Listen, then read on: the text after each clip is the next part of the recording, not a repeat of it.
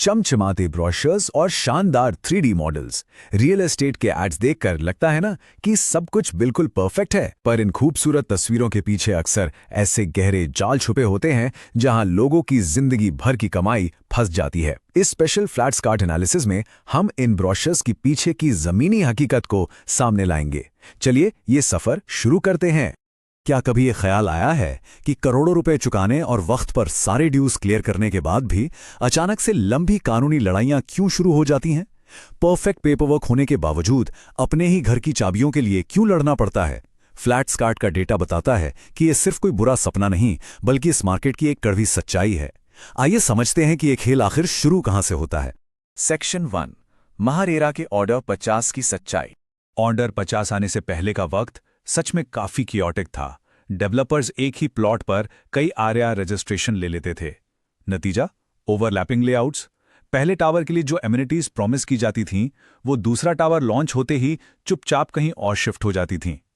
लेकिन अब ऑर्डर 50 के बाद रूल सिंपल है, एक जमीन एक लेआउट। स्ट्रिक्ट बाउंड्रीज तय कर दी गई हैं, जिससे कंफ्यूजन की कोई गुंजाइश ही नहीं बचती। और इस नए नियम की सबसे बड़ी बात क्या है? अगर कोई डेवलपर किसी भी कमिटेड एमिनिटी या लोकेशन को बदलना चाहता है तो उसको कम से कम 70% बायर्स की सहमति लेनी पड़ेगी। 70%! ये इंश्योर करता है कि डेवलपर्स अपनी मर्जी से एक तरफा फैसले ना ले सकें और आपकी इन्वेस्टमेंट्स बिल्कुल सिक्योर रहें। Section 2, the missing possession letter. Flat स्कार्ट के इस एनालिसिस से एक बहुत बड़ा खुलासा होता है कि रीसेल मार्केट में एक कैंसल्ड यूनिट का लाइफ साइकिल कितना खतरनाक हो सकता है। जरा सोचिए, पहला बायर डिफॉल्ट करता है और उसकी यूनिट कैंसिल हो जाती है। अगर डेवलपर प्रॉपर्टी टैक्स या सोसाइटी शेयर सर्टिफिकेट जैसे रिकॉर्ड से उस पुराने बायर का नाम हटाना भूल जाए तो नए बायर के लिए ये एक नाइटमेयर बन जाता है। जब नया बायर शेयर सर्टिफिकेट के लिए अप्लाई करता है तो वो रिजेक्ट हो जाता है, क्योंकि रिकॉर्ड्स में अभी भी पुराने मालिक का नाम ही दर्ज होता है। और यही वजह है कि रीसेल मार्केट में सिर्फ कागजों पर आंख बंद करके भरोसा नहीं करना चाहिए। ग्राउंड पर जाकर फिजिकल पोजेशन वेरीफाई करना सबसे जरूरी कदम है।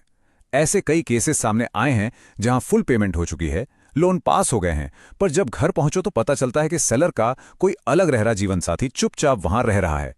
इस छुपे हुए लिटिगेशन से बचने का सिर्फ एक ही तरीका है, खुद साइट पर जाइए और असलियत देखिए। सेक्शन 3, फोर्स डेवलपर वेवर से लड़ना। घर खरीदने के सफर का ये शायद सबसे स्ट्रेसफुल हिस्सा होता है। घर बनकर बिल्कुल तैयार है, पर डेवलपर्स एक शर्त रख देते हैं, पहले साइन करो फिर चाबियां मिलेंगी।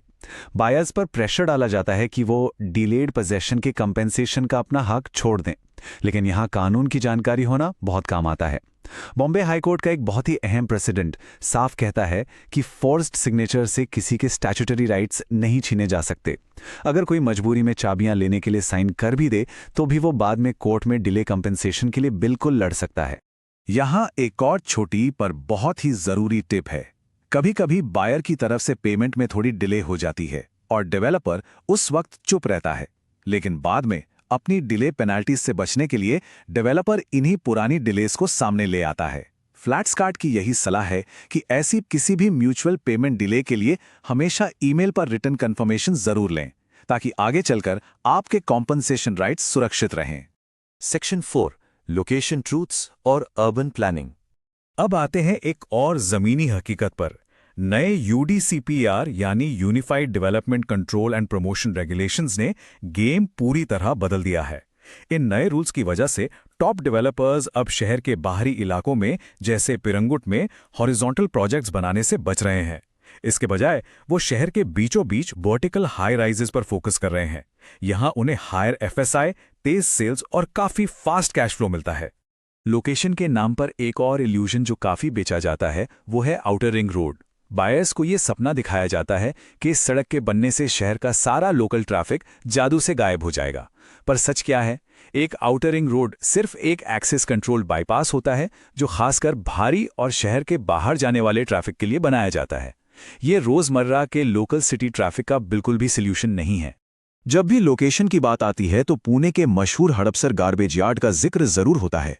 हर नए प्रोजेक्ट के लॉन्च पर यह वादा किया जाता है कि यह डंपिंग यार्ड बहुत जल्द यहां से शिफ्ट हो जाएगा। पर क्या यह सच में कभी शिफ्ट होगा? उस एरिया में इन्वेस्ट करने वाले हर इंसान के जहन में यह सवाल जरूर आता है। पर फ्लैट्सकार्ट का डेटा और कोर्ट की रूलिंग्स एक बहुत ही कड़वा सच सामने लाते हैं। बॉम्बे हाई कोर्ट ने इस यार्ड को शिफ्ट करने से साफ इनकार कर दिया है और इसे एक नेसेसरी ईविल यानी एक जरूरी बुराई बताया है। कोर्ट के ऑर्डर्स सिर्फ धूल और बदबू को दबाने के लिए थे। इसका मतलब है कि ये यार्ड अब यहीं रहेगा और आगे बढ़ने से पहले इस सच्चाई को अपनाना ही होगा। तो अगर कोई उस जोन में प्रॉपर्टी देख रहा है तो सल्यूशन क्या है? यहीं पर फ्लैट्सकार्ट की माइक्रो लोकेशन मैपिंग काम आती है। गर्मियों में हवा साउथ वेस्ट से चलती है, जिसका असर यार्ड के नॉर्थ ईस्ट वाले प्रोजेक्ट्स पर पड़ता है। वहीं सर्दियों में नॉर्थ ईस्ट की हवाएं बदबू को साउथ वेस्ट प्रोजेक्ट्स की तरफ ले जाती हैं। प्रॉपर्टी चुनने से पहले इस तरह की माइक्रो मैपिंग करना एक स्मार्ट इन्वेस्टर की सबसे बड़ी पहचान है। सेक्शन 5 फ्लैट्सकार्ट फाइनल वर्डिक्ट। इस पूरी डीप डाइव को कुछ गोल्डन रूल्स में समराइज करते हैं। पहला, रीसेल मार्केट में हमेशा खुद जाके फिजिकल पोजेशन वेरीफाई करें। दूसरा, इंश्योर करें कि पिछले ओनर के सभी रिकॉर्ड्स पूरी तरह क्लियर हो चुके हों। तीसरा, अगर पोजेशन में डिले है तो मजबूरी में चाबियां जरूर ले लीजिए, पर बाद में डिले कॉम्पनसेशन क्लेम करें। और आखिरी, प्रोजेक्ट की लोकेशन को हमेशा लोकल मौसम और इंफ्रास्ट्रक्चर के साथ मैप करके ही फैसला लें। एक समझदार इन्वेस्टर हमेशा डेटा पर भरोसा करता है। अगर आपको ये रियल एस्टेट स्टोरी और फ्लैट्सकार्ट का ये एनालिसिस इंसाइटफुल लगा हो तो चैनल को लाइक, शेयर और सब्सक्राइब जरूर करें ताकि आपको ऐसी और भी रियल एस्टेट नॉलेज मिलती रहे। डिस्क्लेमर: यहां दी गई जानकारी publicly available reports, RERA guidelines और फ्लैट्सकार्ट एनालिसिस पर आधारित है। इसका मकसद किसी भी पार्टी पर आरोप लगाना या बदनाम करना नहीं है।